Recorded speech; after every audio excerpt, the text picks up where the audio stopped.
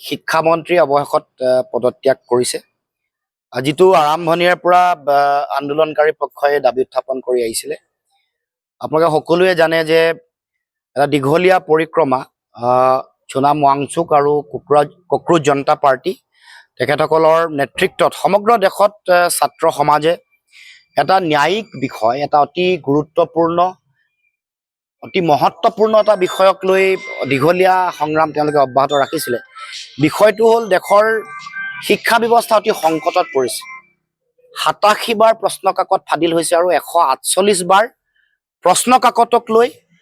দুৰ্নীতি সংঘটিত হৈছে, নতুবা ফৰ্জাৰী কৰিছে, কোনোবাই প্ৰশ্ন কাকত বিক্ৰী কৰিছে লক্ষ লক্ষ টকাত। এনেকুৱাও ঘটনা সংঘটিত হৈছে যে প্ৰশ্ন কাকত, বিউটি পাৰ্লাৰ, প্ৰশ্ন কাকত অলিয়ে গলিয়ে বিক্ৰী হোৱা ঘটনা সংঘটিত হৈছে। গতিকে অত্যন্ত ভয়ংকৰ আৰু এটা ভয়াৱহ এটা শৈক্ষিক সংকট দেশলৈ আহিছিলে। সেইকাৰণে সকলোৰে এটা ঐক্যবদ্ধ আহ্বান আছিলে যে ইয়াৰ নৈতিক দায়িত্ব স্বীকাৰ কৰি দেশৰ শিক্ষামন্ত্ৰী ধৰ্মেন্দ্ৰ প্ৰধান ডাঙৰীয়াই পদত্যাগ কৰিব লাগে আৰু দেশৰ প্ৰধানমন্ত্ৰীয়ে বাধ্য কৰোৱাব লাগে যে ধৰ্মেন্দ্ৰ প্ৰধানে যাতে পদত্যাগ কৰি নৈতিক দায়িত্ব স্বীকাৰ কৰে আৰু পৰৱৰ্তী দিনসমূহত শিক্ষা ব্যৱস্থা সংশোধন কৰিবৰ কাৰণে আৰু চলি থকা যি দুৰ্নীতি, ভয়ংকৰ দুৰ্নীতিটো প্ৰতিৰোধ কৰিবৰ কাৰণে ব্যৱস্থা গ্ৰহণ কৰিব লাগে। এতিয়া মই প্ৰথমে সংগ্ৰামৰ যোগেদিহে যে আমি আচলতে অধিকাৰ আমি পাব পাৰোঁ, দেশৰ গণতান্ত্ৰিক ঐতিহ্য পৰম্পৰা পুনৰ যে সুৰক্ষিত হৈ থাকিব, এই কথা পুনৰ আমি আজি প্ৰমাণিত হ'ল।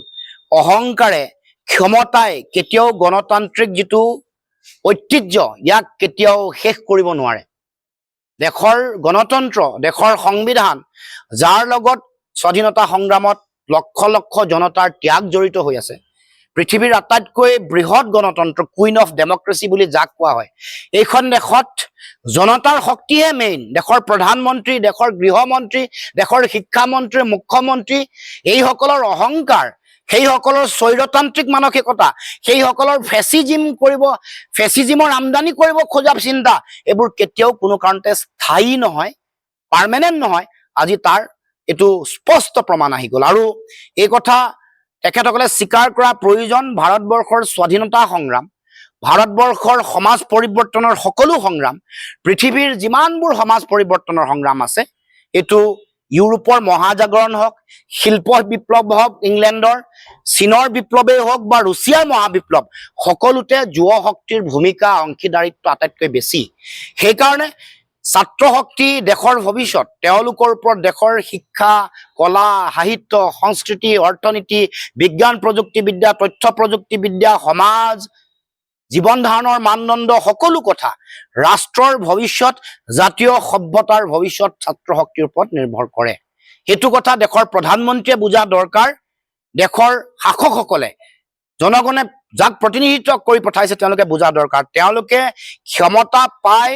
দিক বিদিক হেৰুৱাই অহংকাৰত মত্ত হৈ যুক্তিৰে সবলভাৱে গণতান্ত্ৰিকভাৱে কৰা যিটো দাবী বা যিটো আহ্বান, তাক কেতিয়াও তেওঁলোকে লাঠিৰে দমন কৰিবলৈ, উৎপীড়ন আৰু বন্দুক দেখুৱাই উৎপীড়ন কৰি বন্ধ কৰিবলৈ চেষ্টা কৰিব নালাগে। এতিয়া আজি আহ্বান জনাইছে, আজি ধৰ্মেন্দ্ৰ প্ৰধানে পদত্যাগ কৰিছে, লগে লগে এটা কথা সকলোৱে আহ্বান জনাইছে যে ধৰ্মেন্দ্ৰ প্ৰধানক যাতে আকৌ বেলেগ এটা মন্ত্ৰিত্বৰ দায়িত্ব দিয়া নহয়, তেওঁক কেবিনেটৰ পৰা আঁতৰাব লাগিব, তেওঁক মন্ত্ৰিত্বৰ পৰা আঁতৰাব লাগিব। কাৰণ চিম্বল অফ তেওঁ গোটেই যিমান দুৰ্নীতি হৈছে, চিম্বল অফ মানে একাডেমিক কাৰাপশ্যন, গোটেই কুৱেশ্যন পেপাৰ, প্ৰশ্ন কাকত ফাদিল, দুৰ্নীতি, শিক্ষা ব্যৱস্থাৰ ধ্বংসৰ অন্যতম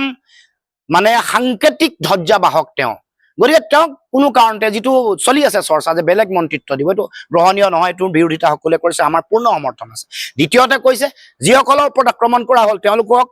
বিচাৰ কৰি তেওঁলোকক শাস্তি ব্যৱস্থা গ্ৰহণ কৰিব লাগিব। এইটো দিল্লী পুলিচ হওক, DGP হওক, কমিশ্যনাৰ হওক, কোন হওক নাজানো। কাৰণ কিয় গণতান্ত্ৰিক এটা আন্দোলনত কেনেকৈ এনেকে লাঠি চাৰ্জ হ'ল, কন্দুৱা গেছ প্ৰেৰণ কৰা হ'ল, গুলী মাৰিবলৈ উদ্যত কিয় হ'ল, কাৰ নিৰ্দেশনাত হ'ল, এই কথাও বিচাৰ হ'ব লাগিব, শাস্তি পাব লাগিব। আৰু দ্বিতীয়তে যিটো কথা তেওঁলোকে বিচৰা নাই, মই বিচাৰিছো তেওঁলোকক ক্ষতিপূৰণ দিব লাগে। আত্মহননলৈ যোৱা ছাত্ৰ ছাত্ৰীসকলক 1 কোটি টকাকে দিব কৈছে। মই কৈছো যিসকল জীৱনকালৰ কাৰণে ঘূণীয়া হৈছে, তেওঁলোকৰ চিকিৎসাটো সম্পূৰ্ণ বিনামূলীয়া হ'বই লাগিব আৰু ঘূণীয়া হোৱা যিসকল জীৱনকালৰ কাৰণে বা বেয়াকে ঘূণীয়া হোৱা সকলকো ক্ষতিপূৰণ দিব লাগিব এইটো মোৰ ফালৰ পৰা দাবী তৃতীয় কথা কেছ ইতিমধ্যে FIR লঞ্চ কৰিবৰ কাৰণে ইতিমধ্যে দাবী উত্থাপন কৰিছে FIR তেওঁলোকৰ বিৰুদ্ধে সমত কেছ ল'ব লাগিব আৰু তাৰ কাৰণে চৰকাৰৰ নিৰ্দেশনা থাকিব লাগিব দেশৰ প্ৰধানমন্ত্ৰীৰ গৃহমন্ত্ৰীৰ নিৰ্দেশনা থাকিব লাগিব তৃতীয় কথাটো দেশৰ প্ৰধানমন্ত্ৰীয়ে ক্ষমা বিচাৰিব লাগে ছাত্ৰ সমাজ আমিও বিচাৰিছো দেশৰ প্ৰধানমন্ত্ৰীয়ে আমাৰ নতুন প্ৰজন্ম বিকশিত ভাৰতবৰ্ষৰ কথা কৈ থকা বিশ্বগুৰুৰ সপোন দেখুৱাই থকা দেশৰ বিজ্ঞান প্ৰযুক্তিবিদ্যা সামৰিক যিটো সৃষ্টিশীলতা বা আন বিজ্ঞান প্ৰযুক্তিবিদ্যাত সৃষ্টিশীলতাৰ যিটো মহান শক্তি এই মহান শক্তিৰ প্ৰতিনিধিত্ব কৰা যুৱ প্ৰজন্মক ডেকা ভাৰতবৰ্ষৰ এই শক্তিক যি আক্ৰমণ কৰা হ'ল যি ধৰণে অপমানিত কৰা হ'ল সুনাম মংচুকক দেশদ্ৰোহী আন্দোলনকাৰীসকলক ৰাষ্ট্ৰদ্ৰোহী আৰবান নক্সালাইট এইবুলি যি বিভিন্ন ধৰণৰ তেওঁলোকৰ গুডি মিডিয়া তেওঁলোকৰ বিভিন্ন ইউটিউবাৰ তেওঁলোকৰ অন্ধ ভেক ভক্তই যি ধৰণে তেওঁলোকক অপমান কৰিলে সকলো কথাৰ নৈতিক দায়িত্ব স্বীকাৰ কৰি দেশৰ প্ৰধানমন্ত্ৰীয়ে ছাত্ৰ সমাজৰ ওচৰত ক্ষমা বিচাৰিব লাগে আৰু তেওঁলোকে বিচাৰি থকা যিবোৰ কথা জুডিচিয়েল এনকুৱাৰী হ'ব লাগে তেওঁলোকে বিচাৰি আছে ফাণ্ডামেণ্টেল ৰাইট কেৱল মাত্ৰ শিক্ষাই নহয় নিযুক্তিও ফাণ্ডামেণ্টেল ৰাইট হ'ব লাগে NEP সম্পৰ্কতো ব্যৱস্থা গ্ৰহণ কৰিব লাগে ছাত্ৰ শক্তিক যুৱ শক্তিক যেতিয়ালৈকে তেওঁলোক সংস্থাপিত নহয় তেওঁলোকক ভাত্তা দিব লাগে ইউনিভাৰ্চেল বেচিক ইনকমৰ দৰে এইবোৰ তেওঁলোকৰ গোটেই আন্দোলনৰ দাবী আছিল এইবোৰৰো আলোচনা হ'ব লাগে এইবোৰ কিয় দেশৰ শিক্ষামন্ত্ৰীয়ে প্ৰধানমন্ত্ৰীয়ে আলোচনাৰ মাজলৈ এইবোৰ কথা কিয় আনিব নোৱাৰে আমি বিচাৰো যে এইবোৰৰ কথাও আলোচনা হ'ব লাগে পৰৱৰ্তী দিনসমূহত গতিকে আজি মই সকলোকে সুনাম মংচুক ডাঙৰীয়াক মই হৃদয়ৰ নিভৃত কোণৰ পৰা সশ্ৰদ্ধ প্ৰণিপাত জনাইছো দেশৰ কাৰণে তেখেত এগৰাকী সম্পদ আৰু এই সংগ্ৰামী গণতান্ত্ৰিক চেতনাৰ তেওঁ প্ৰতিভূ হিচাপে আগন্তুক দিনত চিহ্নিত হৈ থাকিব দ্বিতীয়তে অভিজিৎ টিপকে সৌৰভ দাস তেওঁলোকৰ সতীৰ্থ তাৰ লগত অন্বেষণত অংশগ্ৰহণ কৰা নেহা মনীষ আমিন অসমৰ ঋষিৰাজ তালুকদাৰ আমাৰ চাহিল যিসকল লাগি আছিল প্ৰত্যেককে সকলোৰে নাম হয়তো থাকি গৈছে তেওঁলোকৰ প্ৰতিও মই কৃতজ্ঞতা জনাইছো আৰু অভিনন্দন জ্ঞাপন কৰিছো আৰু সমগ্ৰ দেশৰ ছাত্ৰ সমাজ যুৱ সমাজক মোৰ ফালৰ পৰা মই অফুৰন্ত অভিনন্দন জনাইছো কিন্তু কব এটা কথা সকলোকে আহ্বান জনাইছো যাতে আমাৰ যিটো মূল লক্ষ্য তাৰ পৰা যাতে আগন্তুক দিনসমূহত এই সংগ্ৰামৰ ধাৰা যাতে অব্যাহত থাকে মূল কথাবোৰ যাতে আগন্তুক দিনসমূহতো কঢ়িয়াই লৈ যাবৰ কাৰণে এটা যাতে ৰণকৌশল এটা যাতে সংগ্ৰামী ধাৰা শক্তিশালী ৰূপত যাতে আগবঢ়াই লৈ যায় তাৰ কাৰণে মই আহ্বান জনাইছো